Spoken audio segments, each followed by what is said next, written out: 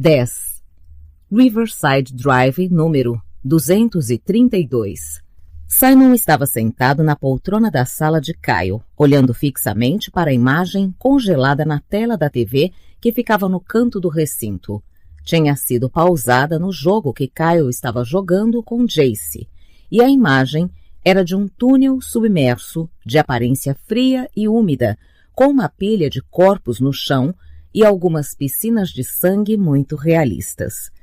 Era perturbador, mas Simon não tinha nem a energia nem a inclinação a se incomodar em desligar. As imagens que vinham passando por sua mente a noite inteira eram bem piores.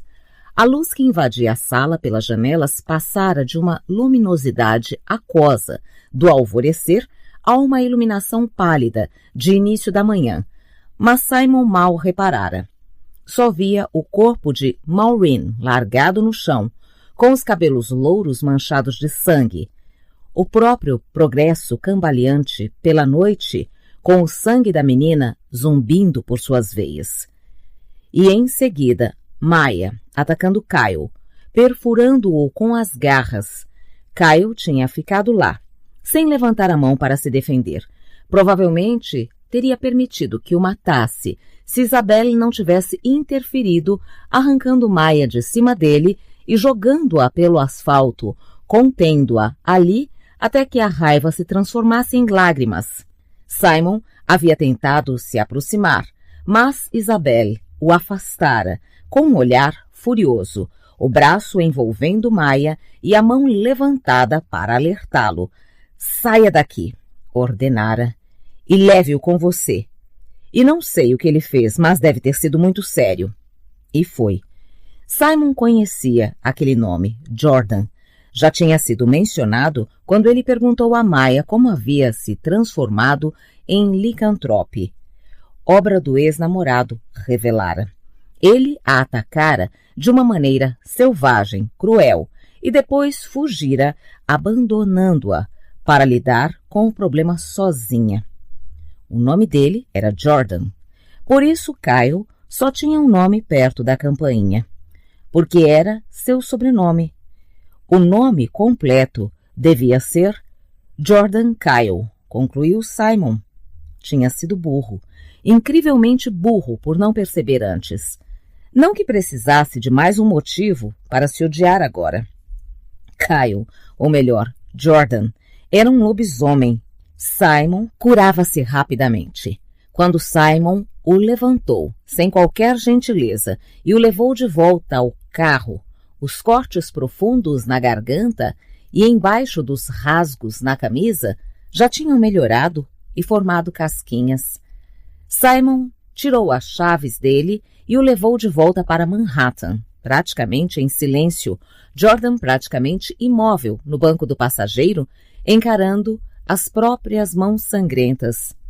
Maureen está bem, revelou afinal, enquanto passavam pela Williamsburg Bridge. Pareceu pior do que foi. Você ainda não é muito bom em se alimentar de humanos, então ela não tinha perdido tanto sangue. Eu a coloquei em um táxi, não se lembra de nada, acha que desmaiou na sua frente e está morrendo de vergonha. Simon sabia que deveria agradecer, mas não conseguia.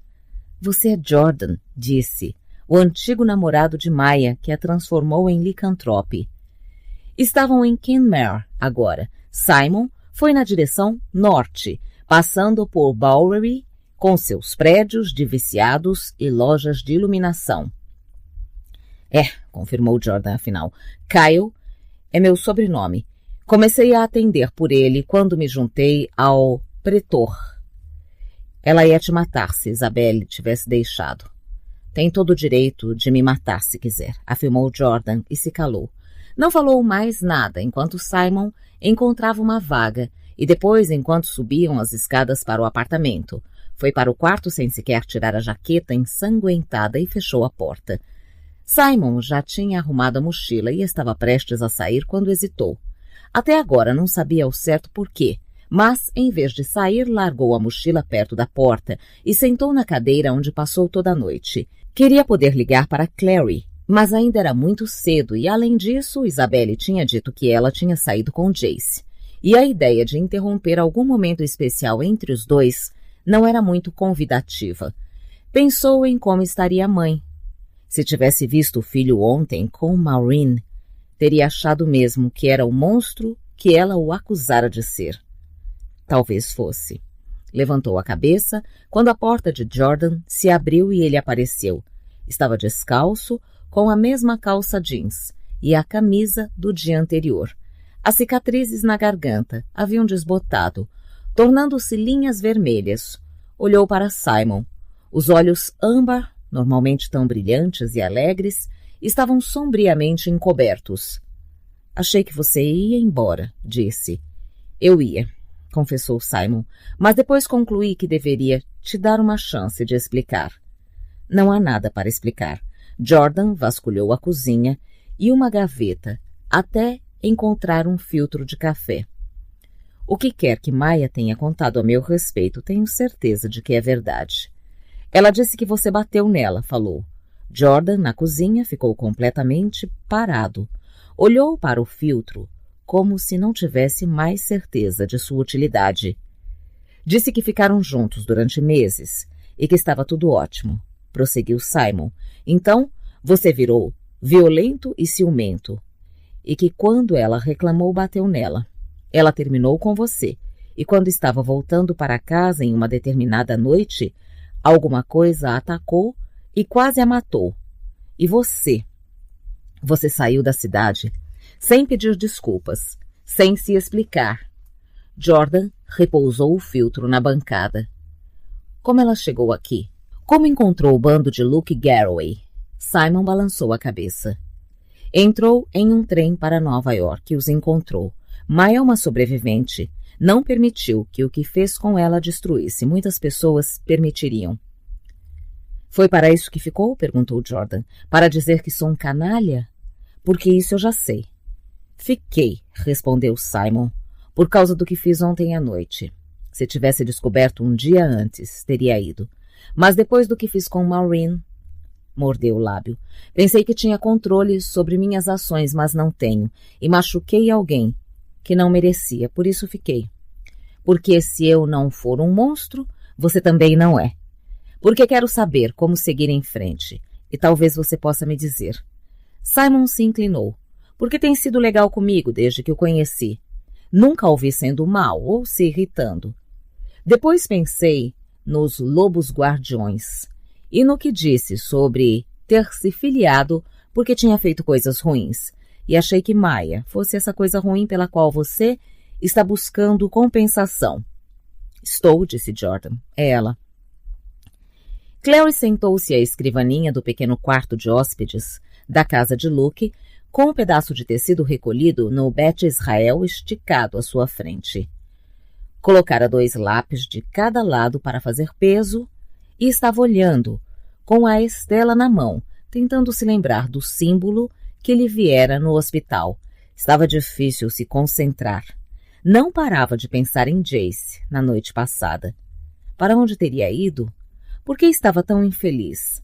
Ao vê-lo, não tinha percebido que ele estava tão triste quanto ela, e isso lhe partiu o coração. Queria ligar para ele, mas precisou se conter diversas vezes desde que chegara em casa. Se ele fosse contar qual era o problema, teria que fazê-lo sem que ela perguntasse. Ela o conhecia o suficiente para saber disso. Fechou os olhos, tentando se forçar a enxergar o símbolo. Não era algum que tivesse inventado, tinha certeza. Ele existia de fato, mas Clary não tinha certeza quanto a ter visto no livro Grey.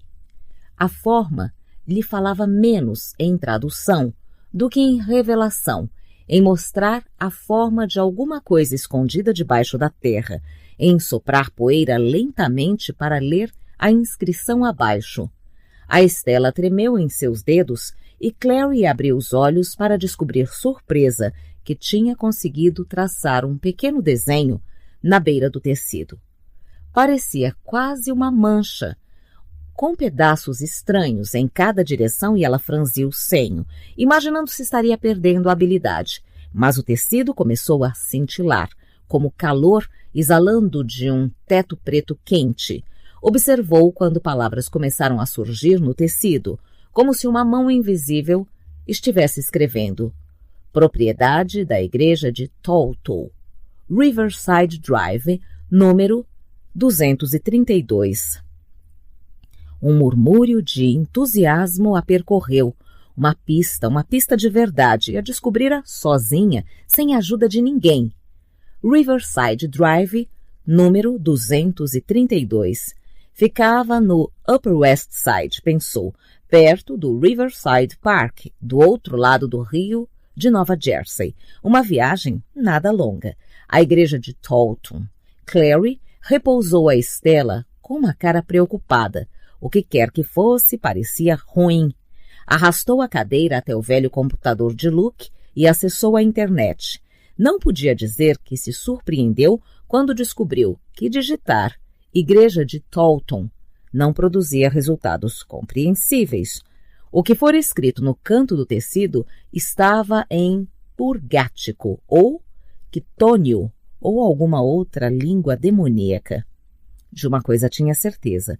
O que quer que fosse a igreja de Tolton era segredo e provavelmente ruim. Se tinha qualquer relação com transformar bebês em coisas com garras em vez de mãos, não era nada parecido com alguma religião de verdade. Clary ficou imaginando se a mãe que abandonou a criança perto do hospital fazia parte da igreja, se sabia no que tinha se metido antes de o neném nascer. Sentiu calafrios por todo o corpo enquanto esticava a mão para o telefone e congelou quando o segurou. Estava a ponto de ligar para a mãe, mas não podia falar com Jocelyn sobre isso. Ela tinha acabado de parar de chorar, finalmente concordado em sair com Luke para ver alianças, e por mais que acreditasse que a mãe era forte o suficiente para lidar com qualquer que fosse a verdade, certamente se encrencaria muito com a Clave por ter conduzido sua investigação até ali sem informá-los.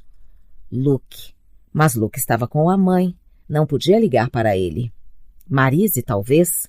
A simples ideia de telefonar para ela parecia estranha e intimidante.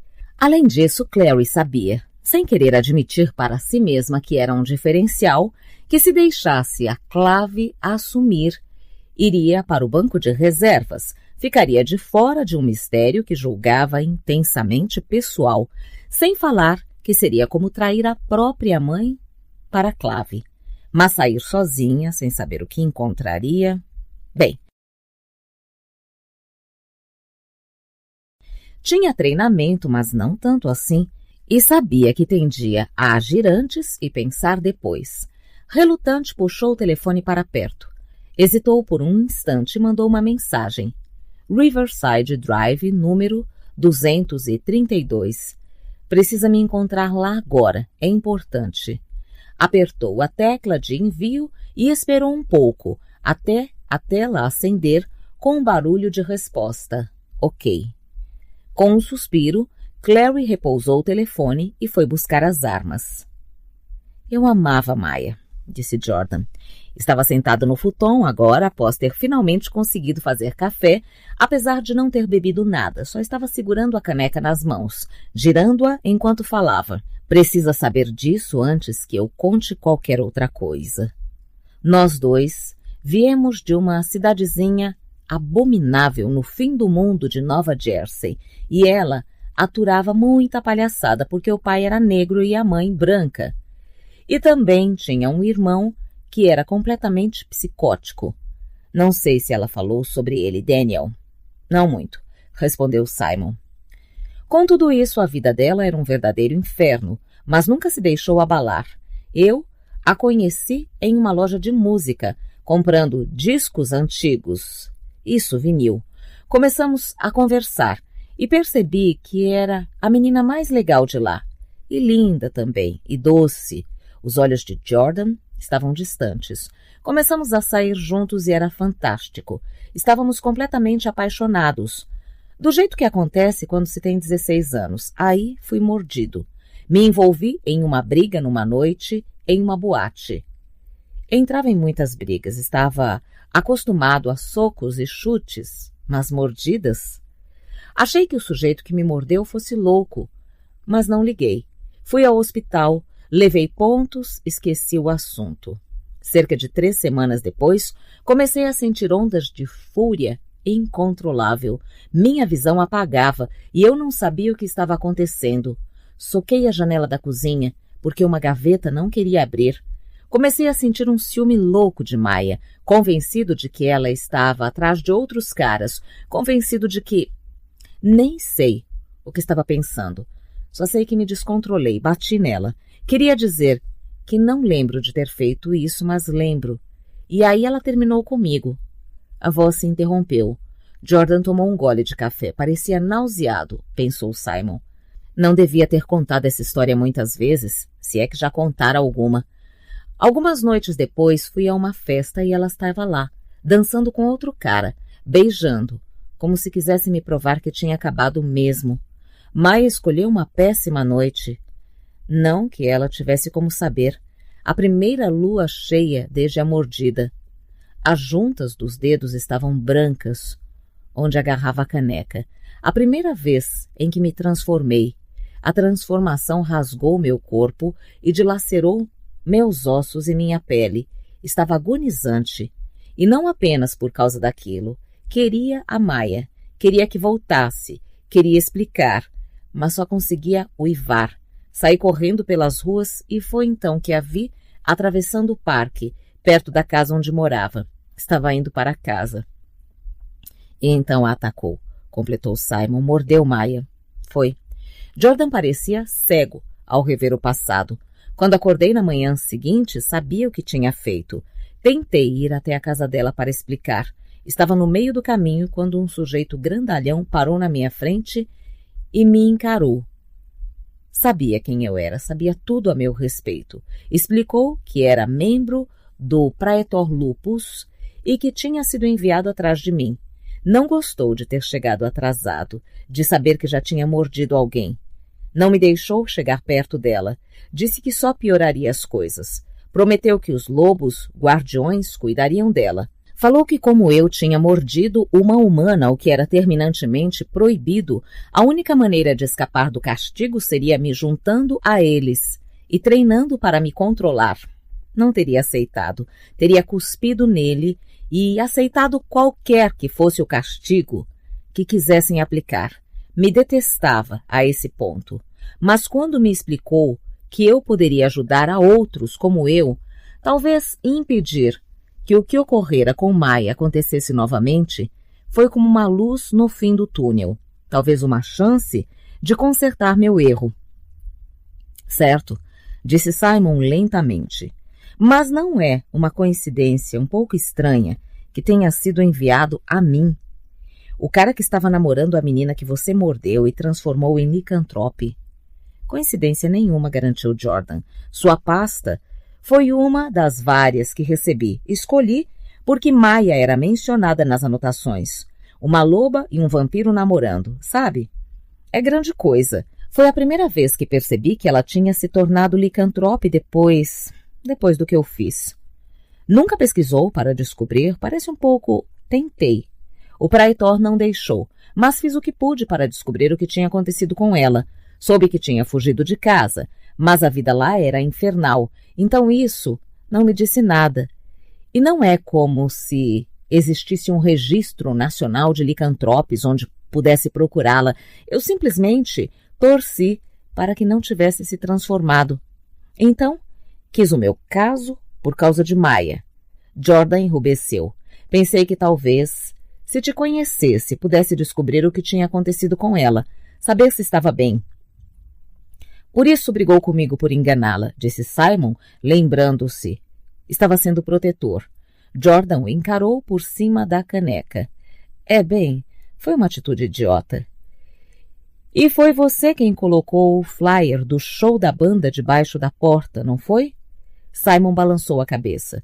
Então bagunçar minha vida amorosa fazia parte do trabalho ou foi apenas um toque pessoal extra? Fiz com que ela sofresse, observou ele. Não queria vê-la sofrendo por causa de outra pessoa. E não pensou que se ela aparecesse no show, tentaria arrancar a sua cara. Se não tivesse se atrasado, talvez o atacasse no palco. Teria sido um extra bem empolgante para a plateia. Não sabia, relatou Jordan. Não sabia que me odiava tanto assim.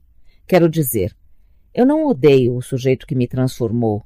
Entendo um pouco que possa ter perdido o controle. Disse Simon, mas você nunca amou o cara. Não teve um relacionamento com ele. Maya te amava. Ela acha que você a mordeu, depois a abandonou e nunca mais pensou nela. Vai odiá-lo tanto quanto um dia amou. Antes que Jordan pudesse responder, a campainha tocou. Não o chiado, como se houvesse alguém lá embaixo interfonando para cima, mas o que soaria se o visitante estivesse no corredor, do lado de fora da porta. Os meninos trocaram olhares espantados. Está esperando alguém? Indagou Simon. Jordan balançou a cabeça e repousou a caneca de café. Juntos foram até a pequena entrada. Jordan gesticulou para Simon ficar atrás dele antes de abrir a porta. Não havia ninguém. Em vez de uma pessoa, jazia um pedaço de papel dobrado no tapete de entrada, com uma pedra por cima, prendendo-o. Jordan abaixou para pegar o papel e se ajeitou franzindo o senho. É para você, disse, entregando a Simon. Confuso, Simon desdobrou o papel. No centro, com uma fonte infantil, havia a mensagem. Simon Lewis, estamos com a sua namorada. Precisa vir a Riverside Drive, número 232, hoje. Esteja lá antes que escureça ou cortaremos a garganta dela. É uma piada, disse Simon, encarando o papel entorpecido. Tem que ser. Sem uma palavra, Jordan pegou o braço de Simon e o puxou para a sala.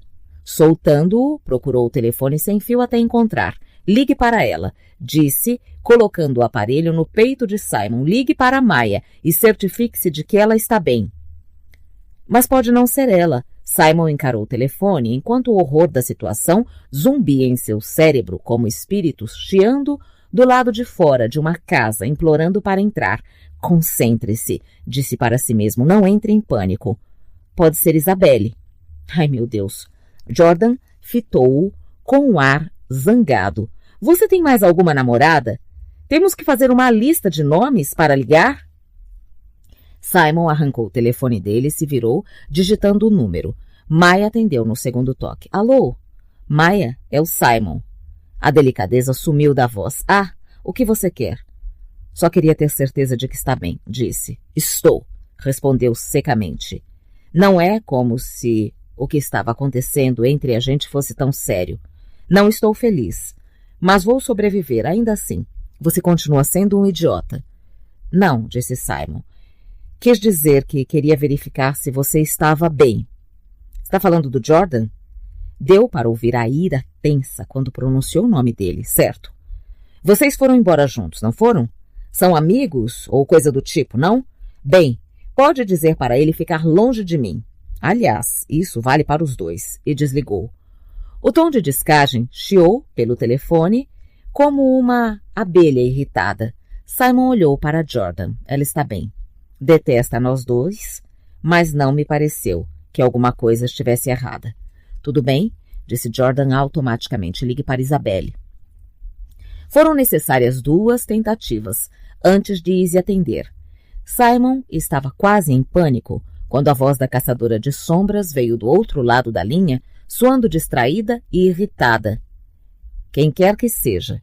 Espero que seja sério.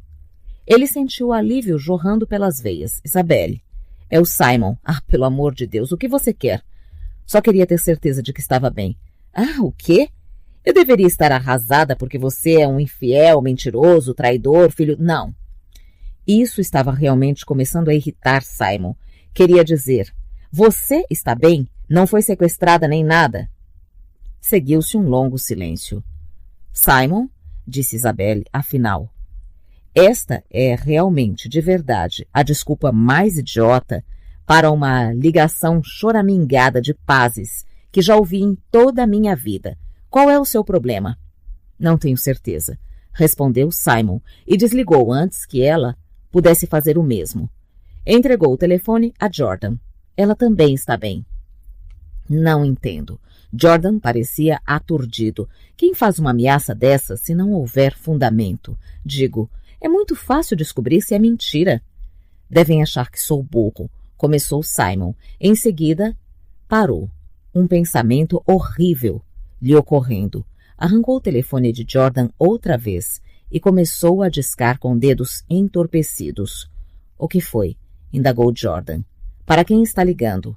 O telefone de Clary tocou exatamente quando ela virou a esquina da 96ª Street para Riverside Drive. A chuva parecia ter lavado a sujeira habitual da cidade. O sol reluzia em um céu brilhante sobre a tira verde de parque que corria ao longo do rio, cuja água parecia quase azul hoje. Catou o telefone na bolsa. O encontrou e atendeu. Alô? A voz de Simon veio do outro lado da linha. Graças a... Interrompeu-se. Está tudo bem? Não foi sequestrada nem nada. Sequestrada? Clary olhou para os números dos prédios enquanto subia a rua. 220, 224. Não sabia exatamente o que estava procurando. Será que parecia com uma igreja? Ou seria outra coisa enfeitiçada para parecer um lote abandonado? Está bêbado ou coisa do tipo? É um pouco cedo para isso. O alívio na voz era claro. Não, é que recebi um bilhete estranho. Alguém ameaçando acabar com a minha namorada. Qual delas? Haha. Simon não soava entretido. Já liguei para Maia e Isabelle e as duas estão bem. Depois pensei em você. Quero dizer, passamos muito tempo juntos. Alguém poderia ter uma impressão errada. Mas agora não sei. O número 232 da Riverside Drive surgiu repentinamente na frente de Clary, um prédio grande quadrado de pedra com um telhado pontudo. Poderia ter sido uma igreja em algum momento, pensou, apesar de não se parecer muito com uma agora.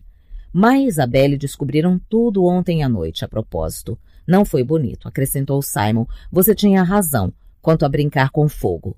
Clary examinou a fachada do número 232. A maioria dos edifícios na rua eram de apartamentos caros, com porteiros uniformizados. Este aqui, no entanto, tinha apenas portas altas de madeira com topos arredondados e alças metálicas antigas no lugar de maçanetas. Ai, sinto muito, Simon. Alguma das duas está falando com você? Não exatamente. Ela segurou uma das maçanetas e empurrou. A porta se abriu com um chiado suave. Clary diminuiu o tom de voz. Talvez uma delas tenha deixado o bilhete. Não faz o gênero de nenhuma das duas, afirmou, parecendo verdadeiramente confuso. Acha que Jace teria feito isso? O som do nome dele era como um soco no estômago.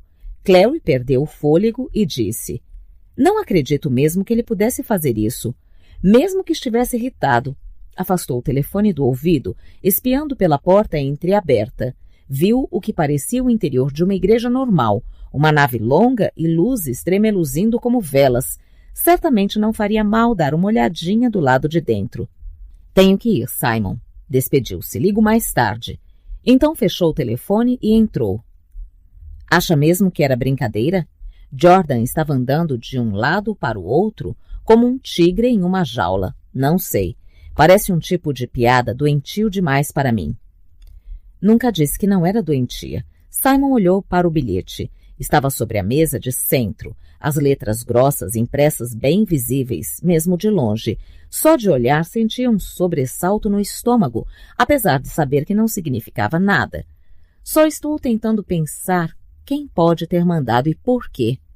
Talvez eu devesse tirar o dia de folga de você e ficar de olho nela, declarou Jordan. Sabe, por via das dúvidas. Presumo que esteja falando sobre Maia, respondeu Simon. Sei que tem boas intenções, mas não acho que ela o queira por perto. De nenhuma maneira. A mandíbula de Jordan enrijeceu. Ficaria fora do caminho, para que não me visse. Uau! Você ainda gosta muito dela, não gosta? Tenho uma responsabilidade pessoal. Jordan soava sério. O que eu sinto, além disso, não tem importância. Pode fazer o que quiser, disse Simon, mas acho... A campainha tocou outra vez. Os dois trocaram um único olhar antes de correrem para a entrada estreita que dava na porta. Jordan chegou primeiro. Pegou o cabideiro perto da porta, arrancou os casacos e escancarou a porta, segurando o objeto acima da cabeça como uma lança. Do lado de fora da porta estava Jace. Ele piscou. — Isso é um cabideiro? Jordan devolveu o objeto ao chão e suspirou. — Se você fosse um vampiro, teria sido muito mais útil. — Sim, disse Jace. Ou alguém com muitos casacos. Simon esticou a cabeça por trás de Jordan e falou: Desculpe, tivemos uma manhã estressante. Bem, respondeu. Está prestes a piorar muito. Vim para levá-los ao instituto, Simon. O conclave quer vê-lo. E não gostam de esperar. No instante em que a porta da igreja de Tolton se fechou atrás de Clary, ela sentiu que estava em outro mundo, o barulho e o agito de Nova York inteiramente bloqueados. O espaço no interior do prédio era grande e amplo, com um teto alto. Havia uma nave ladeada por fileiras de bancos e velas marrons e grossas queimando em arandelas nas paredes. O interior parecia mal iluminado aos olhos de Clary, mas talvez fosse por estar habituada à claridade da luz enfeitiçada. Caminhou pelo ambiente, sentindo os tênis suaves contra a pedra empoeirada. Era esquisito, pensou. Uma igreja sem janelas. Ao fim da nave, chegou ao ábside, onde alguns degraus de pedra conduziam a um pódio, no qual se encontrava o altar. Clary piscou, percebendo o que mais havia de estranho. Não havia cruzes nesta igreja. Em vez disso, uma placa vertical de pedra pendia no altar, coroada com a figura esculpida de uma coruja. As palavras na placa diziam: pois sua casa se inclina para a morte e suas veredas para as sombras. Nenhum dos que se dirigem a ela tornará a sair, nem retornará às veredas da vida. Clary piscou. Não tinha tanta familiaridade com a Bíblia. Certamente não dispunha da capacidade de Jace de se lembrar quase com perfeição de longas passagens das Sagradas Escrituras. Mas, ao passo que soava religioso, era também um trecho estranho para se exibir em uma igreja. Estremeceu e se aproximou do altar, onde um grande livro fechado fora deixado. Uma das páginas parecia marcada. Quando Clary esticou o braço para abrir, percebeu que o que achou que fosse um marcador tratava-se, na verdade, de uma adaga de cabo negro com símbolos ocultos esculpidos. Já tinha visto fotos nos livros de estudo. Era um atame, frequentemente utilizado em rituais de invocação de demônios. Seu estômago gelou, mas ainda assim ela se abaixou para examinar a página marcada, determinada a descobrir alguma coisa, mas apenas pôde constatar que estava escrito numa letra garranchada e estilizada que teria sido difícil de decifrar, ainda que o livro fosse em inglês. Não era. Tratava-se de um alfabeto anguloso e pontudo que Clary tinha certeza de jamais ter visto antes. As palavras situavam-se debaixo de uma ilustração que reconheceu como um círculo de invocação, o tipo de desenho que feiticeiros traçavam no chão antes de executar feitiços. Os círculos eram feitos para atrair e concentrar poder mágico. Estes, espalhados na página em tinta verde, pareciam 2 círculos concêntricos, com um quadrado no meio. No espaço entre eles, havia símbolos espalhados. Clary não os reconheceu, mas podia sentir a linguagem dos símbolos nos ossos. E estremeceu. Morte e sangue. Virou a página apressadamente e encontrou um conjunto de ilustrações que fez com que respirasse fundo. Tratava-se de uma progressão de figuras que começavam com a imagem de uma mulher com um pássaro empoleirado no ombro esquerdo. A ave, possivelmente um corvo, parecia sinistra e ardilosa. No segundo desenho, o pássaro havia desaparecido e a mulher estava visivelmente grávida. Na terceira ilustração, ela estava deitada em um altar não muito diferente do que se encontrava diante de Clary no momento. Uma figura de túnica se colocava na frente da mulher, com uma seringa espantosamente moderna na mão. A seringa estava cheia de um líquido vermelho escuro. A mulher claramente sabia que estava prestes a injetar o conteúdo da seringa, pois a boca estava aberta. No último desenho, a mulher estava sentada com um bebê no colo. A criança parecia quase normal, exceto pelo fato de que os olhos eram inteiramente negros, sem nenhuma parte branca. A mulher olhava para o filho com uma expressão de terror. Clary sentiu os cabelos da nuca se arrepiarem. A mãe tinha razão. Alguém estava tentando fazer bebês como Jonathan. Aliás, já tinha feito. Ela se afastou do altar. Cada nervo no corpo gritava que havia algo errado naquele lugar. Não se julgava capaz de passar mais um segundo ali. Era melhor sair e aguardar a cavalaria. Podia ter descoberto a pista sozinha, mas o resultado era muito mais do que podia encarar por conta própria.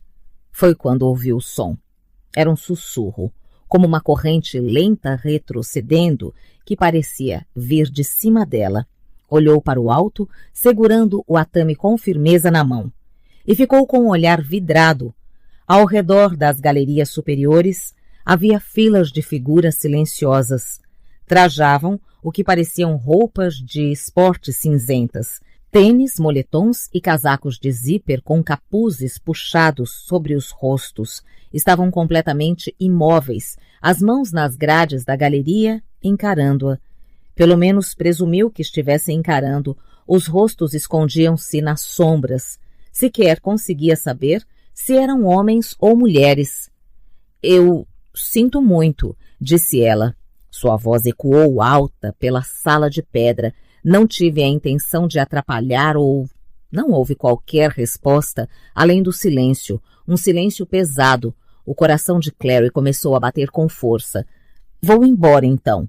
Pronunciou-se, engolindo em seco. Deu um passo para a frente, repousou o atame no altar e virou para se retirar. Então, uma fração de segundo antes de se virar, sentiu o cheiro no ar. O fedor familiar de lixo apodrecendo. Entre ela e a porta, erguendo-se como uma parede, erguia-se uma miscelânea de pele com escamas, dentes como lâminas e garras compridas se esticando.